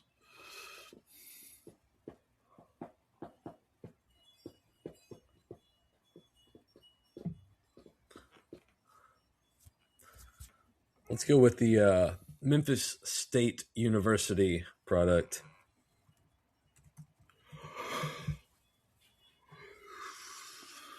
Penny Hardaway, 11%. Well, I'm going with Penny's one-time teammate, Shaq Daddy. Well, I can't use him anyway. Yep, 25% for Shaquille O'Neal. Yeah, that's right. Yeah, that's right. That's right, Joe. Shaq is kind of the David Putty of the NBA. I know, he is. Yeah. High five. High five. Hey, Chuck, you want to go get some Arby's? Hey, Chuck. Another great Inside the NBA clip is when I forget the context, but like Ernie was like, hey, Shaq, who do people mistaken you for? And Charles Barkley, without missing a beat, goes, Shrek. And everybody just starts laughing. And it's like, all right, you're up. I am up. Okay, let's go Suns, Jazz. Let's finish out the Suns row. This isn't going to be a high score, I don't think. I'm going to go Jeff Hornacek. Oh, okay. 32%. That's not bad. Okay, I'm going to go with the guy whose son will be playing at the University of Texas in the near future. And that would be Mr. Raja Bell. Oh, nice. 6%. Could you not have also used Joe Johnson? That's true. Joe Johnson would have been there too. Joe Johnson would have been. So what's the tally now? I think you're up. What do we do? Yeah, because I ceded that other one to you, so I think you've clinched it already. Okay. Well, let's finish it out here.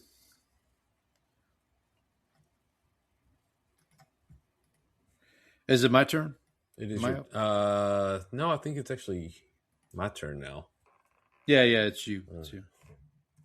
So you got Heat, Jazz, or Heat, Magic, one or the other. Let's go to Heat, Jazz. That's a tricky one, I think. Well, hang on. Ooh. I actually just mentioned the player you could use.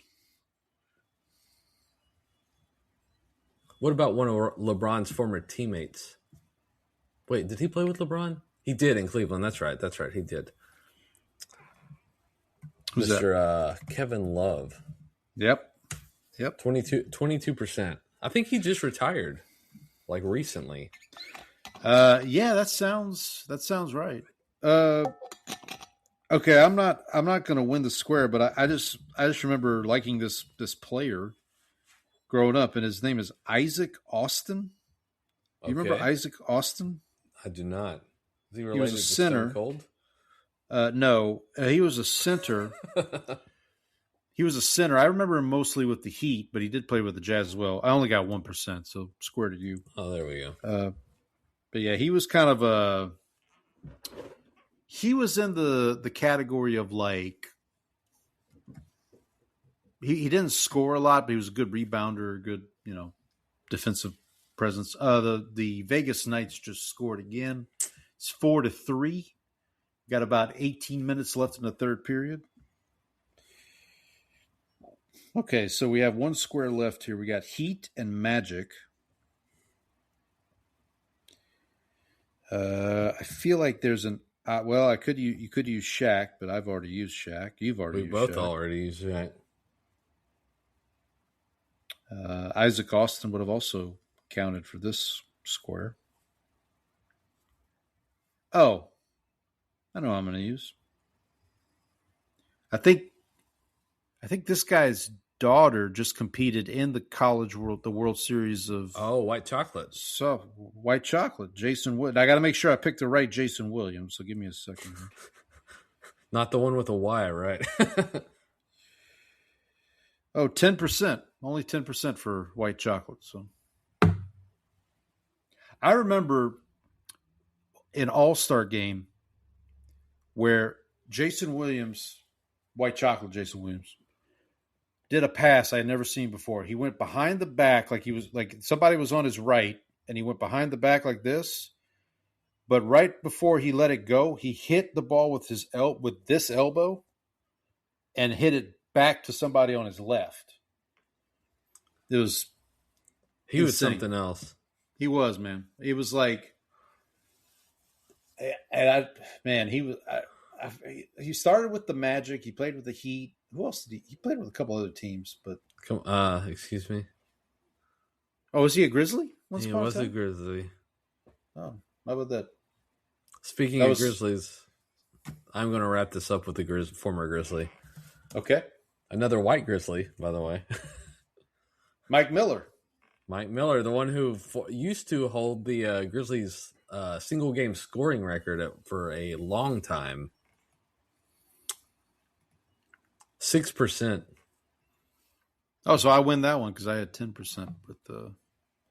Okay, we got to see who the top scorers are here for these.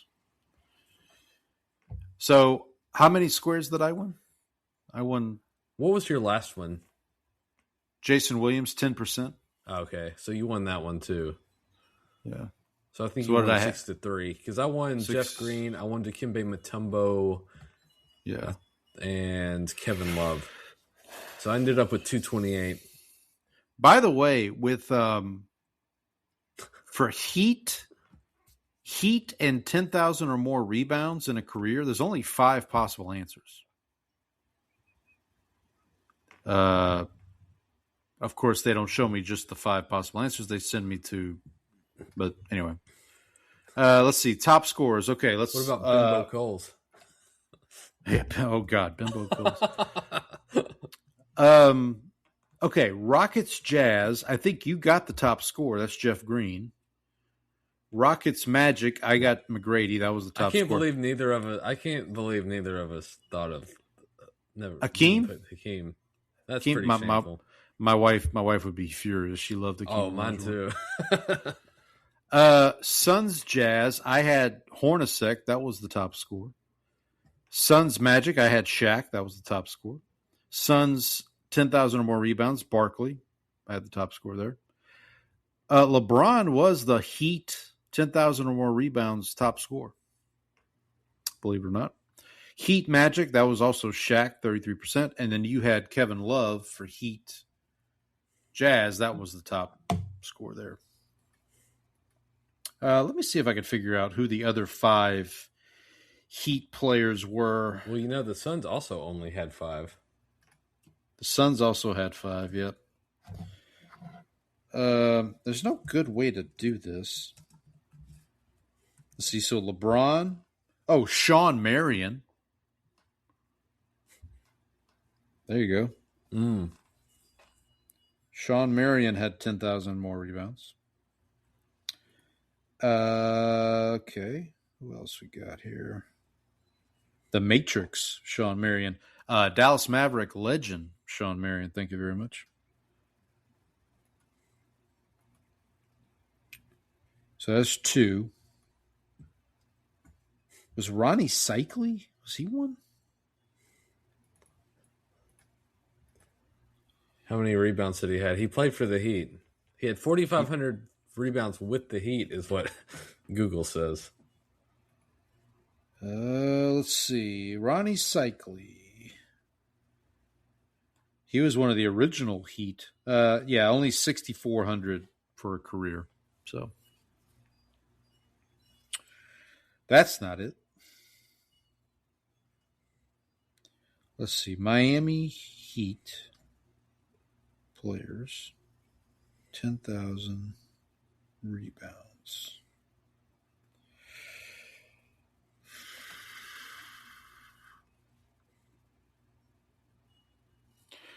Udonis Haslem, maybe? Was he one? Did he have so of 10,000 course, rebounds?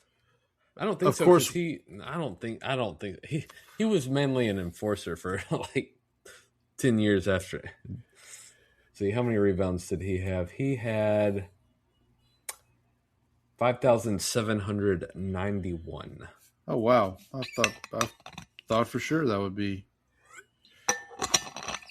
So once and he got Google does not help this. No, it doesn't. So once he got to about 35 years old. He basically played no minutes. He was playing, so he went from 1,400 to 600 to 1,000 to 260, 130, 72, 74, 44, 3, 83, and 71 his last season. I'm just going to go down the list here, see if I can figure. Okay, so we said LeBron. We said he won Defensive Player of the Year. Udonis Haslem. Wait. No. Okay, no. Sorry, he finished 18th in the voting. I always hate the way they put that. When they put that like DPOY and then they put plays finish. Like I don't think it. I just like see it and I'm like, he won Defensive Player of the Year. That doesn't sound right. Okay, so we said LeBron. We said Sean Marion. Shaquille, Shaq, so that's 3. I'm looking through the list here. Well, what was the guy? The Ronnie Cycli? Did that? No, he didn't have it. I think Otis Thorpe played for the Heat. Did he? He did. Otis Thorpe played for the Heat, so that's 4. Was he related to Jim Thorpe? I don't know. Maybe. Let's see. Okay, so here's some other people who have reached 10,000 rebounds. Bill Laimbeer, no. Did Tyson Chandler play for the Heat? He did not. He's at 10. He had 10,000 rebounds. He could have done that for the Suns. What about or the Mavericks? What about Ben Wallace? Did Ben Wallace play for the Heat? That doesn't sound right. No, he didn't. How about Kevin Willis? That's got to be it. Kevin Willis. That Kevin Willis. There's your 5th. So it's LeBron, Shaq, Sean Marion, Otis Thorpe, Kevin Willis. That's your 5 Heat, 10,000 rebounds. Kevin Willis played for the Hawks, the Rockets, the Raptors, the Spurs, the Heat, the Nuggets, the Warriors, and the Mavericks. I remember watching him with the Hawks because they would play on TBS when I was growing up, and I was a big fan of Mr. Willis. So Kevin Willis actually could have been the answer for that whole column. Well, no, not Phoenix, but for Houston and for Miami, because he played for both of those teams. Now, the Rockets, you said, had 5, right? No, the Rockets had more. It was the Suns that also. It was the Suns. The Suns. Okay, so Shaq, obviously. Marion. Yes, there's 2. Tyson Chandler. There's 3. Shaq. Did we say Shaq already? We said Shaq. We said Charles Shaq. Barkley. Right? Yeah, of course. So there's 4. Let's see. Did Zach Randolph play for the Suns? No, he did not. He didn't. You knew Zach Randolph had 10,000 rebounds, right? Oh, here we go. DeAndre Jordan. He was a Sun, wasn't he? No, he wasn't. Who? DeAndre Jordan. He never played for the Suns. No. Or apparently. Who would have played for the Suns? Did Rodman? Dennis Rodman didn't play for Phoenix, did he? Nope, he did not. What about Ben Wallace? Nope. Andre Drummond? Do I hear Andre Drummond? Nope. Did Kevin Love have 10,000 rebounds? Kevin Love had 9,712. So close. Close. Very close. Pau Gasol did not play for the Suns. Did Bob Pettit play for the Suns? No, he was. That was way before. Pettit played way before. What about? I feel like it's one of these older. Not Nate Thurman. Not Wilt. No, not him. Dwight Howard. There's your fifth one. Dwight Howard. How did we not get that? Yeah. I mean, it's tough because, like, all these guys. No, Dwight Howard didn't play for the Suns. At least according to this, he didn't play for the Suns. Oh, that's right. He played with Steve Nash, but it was not with the Suns. There you go. Okay. So we're still missing our fifth son to have 10,000 or more rebounds. What about Moses? Moses Malone? No.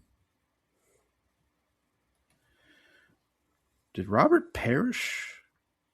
No, he played for the Warriors. That's right. Let's see. No, not Jerry Lucas. Dikembe did not play for the Suns, did he? No. I don't think so. He did not, no. Some surprise. Here, I'll just go through the list of so in the NBA, there have been 49. So the next person to get to 10,000 rebounds in the NBA will be the 50th. So from the bottom to the top, we got Red Carr, Sean Marion, Zach Randolph, Otis Thorpe, Bill Lanier. I think this is the guy. Dave Cowens. No, Dave Cowens did not play for the Phoenix Suns. Wait. Okay, hold on. Tyson Chandler. I got it. Paul Who you Silas. got? Paul Silas. Okay. Former coach, Paul Silas as well.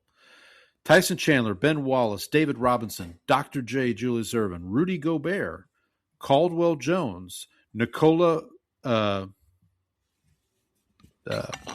what's his name? Plays for Denver. Nikola Jokic? Jokic, thank you. I don't know why I blanked on his name there. Jack Sikma, DeAndre Jordan, Bill Bridges, Dolph Shays, Paul Gasol, Elgin Baylor, Dirk Nowitzki, Andre Drummond, Patrick Ewing, Kevin Willis, Dennis Rodman, LeBron James, Charles Oakley, Paul Silas, who we just mentioned, Dikembe Mutombo, Charles Barkley, Bob Pettit, Jerry Lucas, Buck Williams, Shaquille O'Neal, Hakeem Olajuwon, Wes Unseld, Walt Bellamy, Nate Thurman, and now we're getting into the top 10. So these are the top 10 rebounders in NBA history. Dwight Howard, Kevin Garnett, Robert Parrish, Mailman Karl Malone, Tim Duncan, Moses Malone, Elvin Hayes, Kareem Abdul-Jabbar, and the only two men to have 20,000 or more rebounds in their career, Bill Russell, Wilt Chamberlain. So there you go. Kareem was at 17,000. That'll tell you something. Huh. So now, if you combine like ABA and NBA, then that's another story. But Wilt still has the record there. But Wilt Chamberlain, man, he was something on and off the court, as it were. All right, well, that was fun. Maybe we should do some more NBA Immaculate Grids. Maybe we could do a baseball one with when we get to the All-Star, closer to the All-Star break. That's a good idea. We got to start thinking about our divisional previews, buddy, because I mean it's going to be here before we know it. We got to maybe plan that out a little bit. We'll probably do what we did last year, which was we'll do 2 divisions a week. Or maybe we could do, I mean, if you want to, we could go 8 weeks in a row and do each division have its own. Well, that's show. True. I have to plan it out, see where that lands us. The Rangers currently lead the Cardinals 6-4 in the top of the 9th. Okay, good for them. I do not know. I don't even know if the Astros are playing tonight, to be honest with you. I guess they are. Let's see. The Astros are losing to the Pittsburgh Pirates 9-4 in the top of the 8th. That's a shame. That's a shame. Yordan Alvarez hit another home run. That's number, what is that, 22, 21? Yordan Alvarez is starting to be like that one tweet about Shohei Ohtani and Mike Trout on the Angels. Yeah, his 21st home run of the season for Yordan Alvarez. Mike Trout hit 3 home runs, and Shohei Ohtani did something not seen since Tungsten Armo Doyle in 1937 as the Tigers beat the Angels 7-3. That's what. So Yordan Alvarez has 21 home runs, but he does not lead the Astros in RBIs this season. That that distinction goes to Christian Walker, who has 44 RBIs this season. So, for what it's worth. So I wanted to run this by you before we sign off for the week. I was thinking because obviously we've been doing patron saint / cowboy since the inception of the show, and we threw a little curveball this week. So here's what the thought I had. What if we, at the end of each show, at least for the off season, now when we get to the regular season, maybe we'll switch it back, but until the regular season starts, at the end of each show, we randomly select 2 teams out of the 32. Okay. And then the following week, that's the 2 teams we use for the patron blank / blank. I like it. How are we now? Should we do like a random number generator between 1 and 32? And well, I don't know. I haven't thought that far ahead. I don't know how we. Here, I guess. And then how do we? I guess. Do you want to just rank them alphabetically? Maybe we just list them alphabetically 1 through 32. I can do a random number generator between 1 and 32. Well, I can do the random generator if you want to. I don't know if you have a list handy of the 32 teams. I don't have it handy, but I could. Okay. Let's see if we can. Let's name all the teams. Well, are we going to list them? So we're listing them alphabetically, right? Well, I mean, we can name them. We can name them, and then I'm doing that. We will do them like so. Arizona would be number 1, right. Basically. Is the okay? So I think about this: Arizona Cardinals, Atlanta Falcons. Actually, Baltimore. Hang on. I can do the. Yeah, hang on. Give me a second. I can. Baltimore Ravens, Buffalo Bills, Carolina Panthers, Chicago Bears, Cincinnati Bengals, Cleveland Browns, your Dallas Cowboys, Detroit Lions, Denver Broncos before Detroit Lions. Don't forget our good friend Donnie.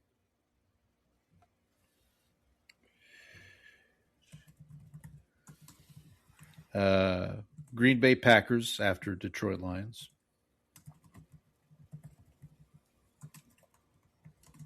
Houston, Indianapolis, Jacksonville. Correct.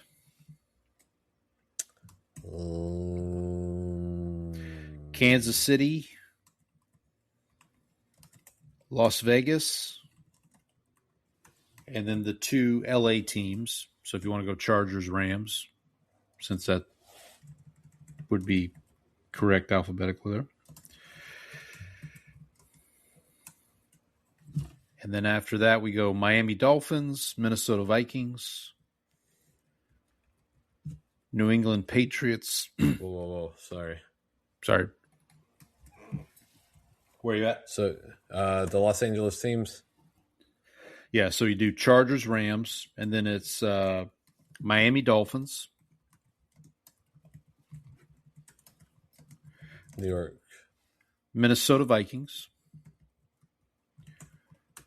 New England Patriots,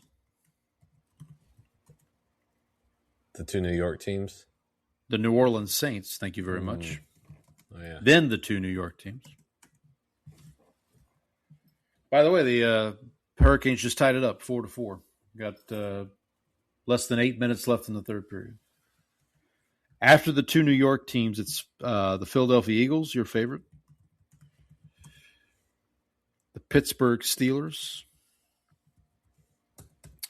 The San Francisco 49ers. Our good friend Trang's beloved Seattle Seahawks. Defending Super Bowl champions. Tennessee Tampa, and Washington. Oh, Tampa Bay, then Tennessee and Washington. You're forgetting all the South teams, man. What's up with that? How could I have done such a thing? I know. The NFC South, man. The best, most competitive division in football. That's one way to put it. All right, so you got it. You got them ready there? Yep.